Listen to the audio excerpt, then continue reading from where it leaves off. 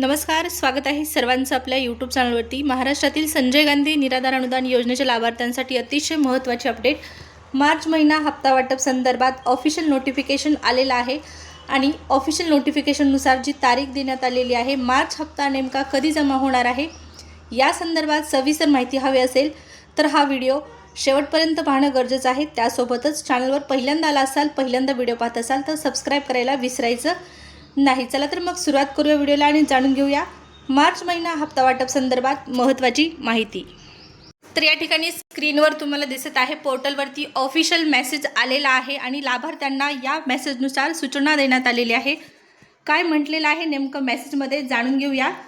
आपण सूचित करण्यात येते की डीबीटी प्रणालीवर दिनांक 11 मार्च 2026 रोजी संध्याकाळी 6 वाजल्यापासून ते 11 मार्च 2026 रात्री 11 वाजेपर्यंत पोर्टलवरील लाभ वितरण करण्याची कार्यवाही करण्यात येणार असून सदर कालावधीमध्ये पोर्टल सक्रिय राहणार नाही, अशा प्रकारचा ऑफिशियल मेसेज आहे।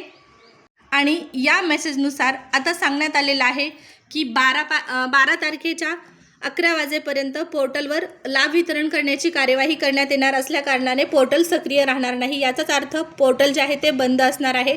म्हणजे गुढीपाडव्याच्या शुभमुहूर्तावर लाभार्थ्यांच्या खात्यामध्ये संजय गांधी निराधार अनुदान योजनेच्या लाभार्थ्यांना, दिव्यांग बांधवांना 2,500चा हप्ता आणि इतर जे लाभार्थी आहेत, मग त्यामध्ये विधवा महिला भगिनी असतील, श्रावणबाळ योजनेचे लाभार्थी असतील किंवा वृद्धपकाळ योजनेचे लाभार्थी असतील, या सर्व लाभार्थ्यांना पाडव्याच्या शुभमुहूर्तावर शासनाच्या माध्यमातून हप्ता वाटप करण्याची प्रक्रिया सुरू झालेली आहे। आता जर या तारखेमध्ये काही बदल झाला, नवीन काही माहिती आली, अचानक तारीख वगैरे बदलली तर तुम्हाला कळवण्यात येणार आहे। त्यासाठी काय करायचं आहे, चॅनलला सबस्क्राइब करायला विसरायचं नाही।